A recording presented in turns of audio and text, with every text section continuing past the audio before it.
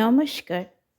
সকল দর্শক ও শ্রোতা বন্ধুদের জানাই আমার আন্তরিক ভালোবাসা ও শ্রদ্ধা।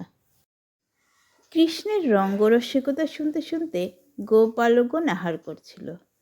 বাছুরগুলির কথা তাদের একেবারে মনেই ছিল না। কাছাকাছি গোচারণ ভূমিতেই বাছুরগুলি চড়ে বেড়াচ্ছিল, কিন্তু ঘাস খেতে খেতে তারা অনেক দূরে চলে গেল। যেতে যেতে অবশেষে গভীর বনে গিয়ে ঢুকলো। গোপালকদের মধ্যে একজন হঠাৎ লক্ষ্য করলো বাছুরগুলোকে কাছাকাছি কোথাও দেখা যাচ্ছে না। সে চিৎকার করে উঠল, বাছুরগুলো গেল কোথায়? তারা নিশ্চয়ই ঘন বনের মধ্যে গিয়ে ঢুকেছে। ওখানে হিংস্র জন্তুরা হয়তো ওদের খেয়ে ফেলবে। বালকরা সকলেই ভীত সন্ত্রস্ত হয়ে উঠল। কৃষ্ণ তাদের আশ্বাস দিয়ে বললেন, এত চিন্তার কি আছে? এই তুচ্ছ ব্যাপারে এখন আনন্দ মাটি করে দিও না। তোমরা যেমন খাচ্ছিলে খাও, আমি কি এখনই বাছুরগুলো ধরে নিয়ে আসছি। দই মাখা ভাতের গ্রাস হাতে নিয়ে কৃষ্ণ বাছুরদের সন্ধানে রওনা হলেন। প্রজাপতি ব্রহ্মা বৃন্দাবনের বিস্ময় বালক কৃষ্ণ সম্বন্ধে অনেক কথাই শুনেছিলেন।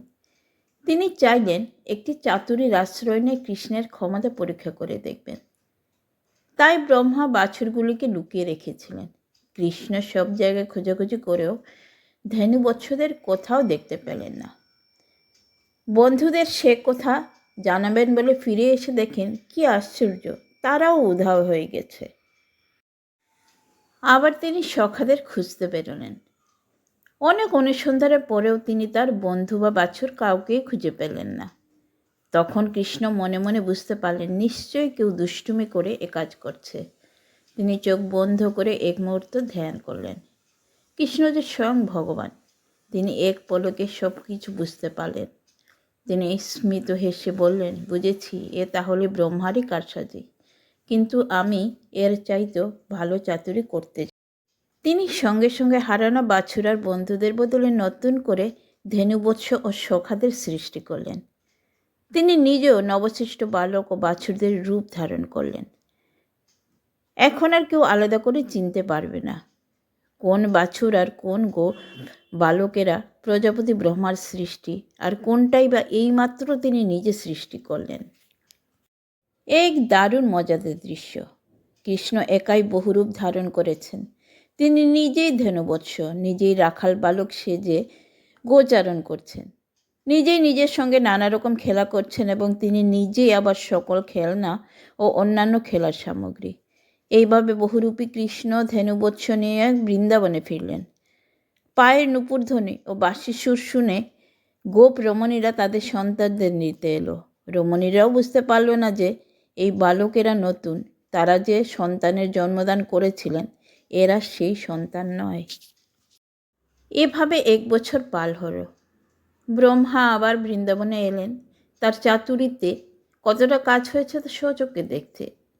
কিন্তু তিনি অবাক বিস্ময়ে দেখলেন গোবালক এবং বাছুর সকলেই আগের মতো যথারীতি চলে ফিরে বেড়াচ্ছে। তিনি ভাবতে লাগলেন, আমি যে বাছুর ও বালকদের হরণ করে গুহায় লুকিয়ে রেখেছিলাম তারা তো এখনও সেখানে ঘুমিয়ে রয়েছে। তাহলে তাদের সবাইকে এখানে কৃষ্ণের সঙ্গে দেখছি কি করে? তাহলে কি কৃষ্ণই সেই গুহার খোঁজ পেয়ে বাছুর ও বালকদের নিয়ে এসেছে? তিনি দৌড়ে গেলেন সেই গুহায়, কিন্তু তা তো নয়, ওরা তো সবাই ঘুমিয়ে অচেতন। ব্রহ্মা অনেক মাথা ঘামিয়েও এই রহস্যের সমাধান করতে পারলেন না।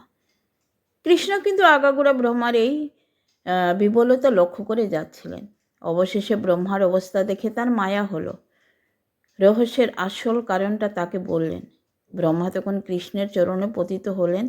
কৃষ্ণ তাকে আশীর্বাদ করলেন। ব্রহ্মা কৃষ্ণকে 3 বার প্রদক্ষিণ করে স্বর্গধামে গমন করলেন। ব্রহ্মা ও ধেনুবৎসদের লুকিয়ে রেখেছিলেন কৃষ্ণ তাদের ফিরিয়ে নিয়ে এলেন। কৃষ্ণের অলৌকিক ক্ষমতা বলে সৃষ্ট বাছুর ও বালকগণ অদৃশ্য হলো। আগের বালক ও বাছুরেরা ফিরে এলো। সবই আবার ওই ঘটনার ঘটে যাওয়ার আগের অবস্থায় ফিরে এলো। দেখা গেল গোবালকেরা যমুনার তীরে বসে আছে।